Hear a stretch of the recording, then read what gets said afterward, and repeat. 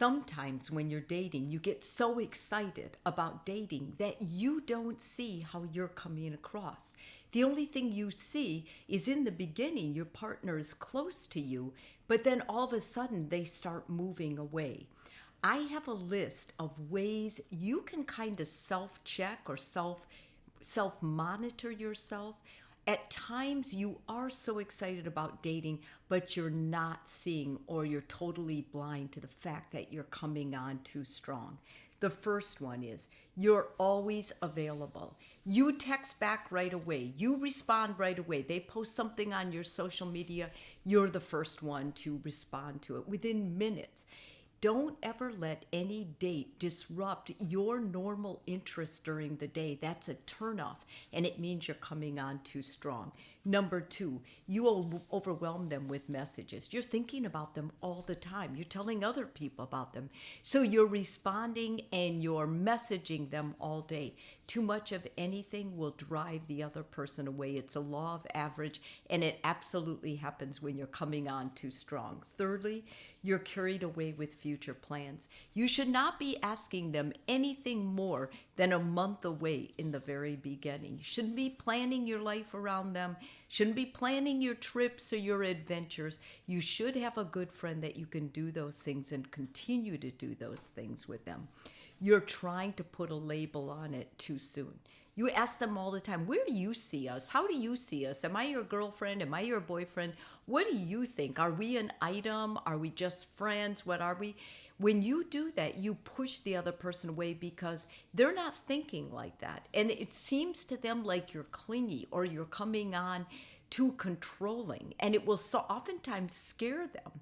So just take your time with it. I would say you shouldn't be saying stuff like that because it doesn't really matter. They could be lying to you. They could tell you something to get you off their back. And then before you know it, they're ghosting you or walking out the door.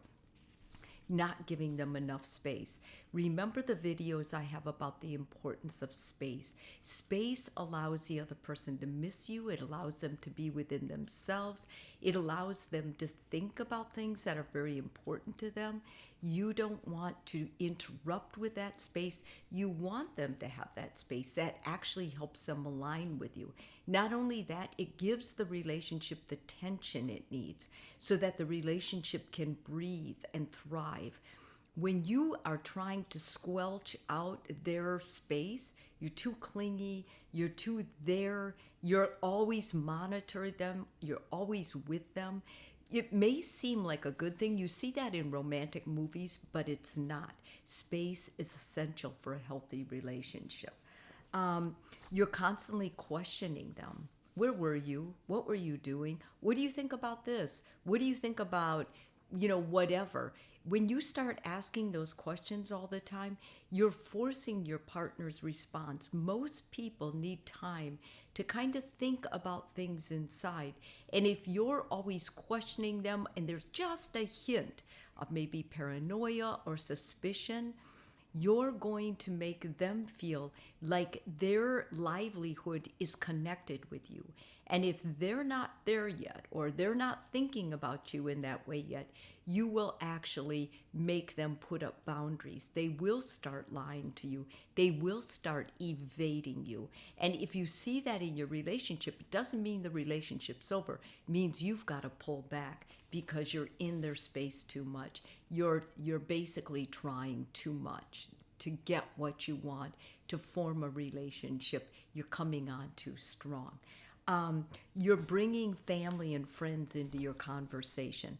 There's a time for that when the two of you are an item, when you're monogamous and both parties know each other's families, but it is certainly not in the beginning of the relationship.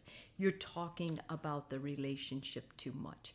Too much use of that word, not enough use of your own interests, what adds meaning to your life, what do you want to do with your life, where do you see yourself in 5 years? Those kinds of things are going to help your partner relax.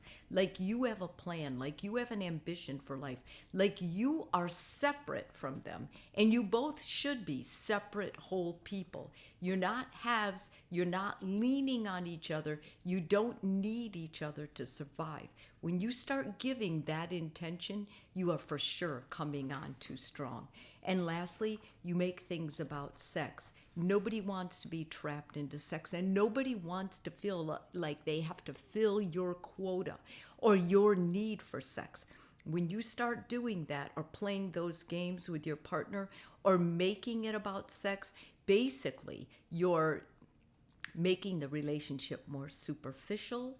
It's not going to have time to grow roots. It's not going to have time to really grow in a depth, in meaning, in spirituality connection, in emotional intimacy.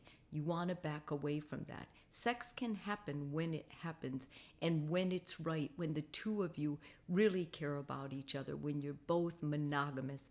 That's the appropriate time and the best time for a long-term relationship to begin engaging in sex.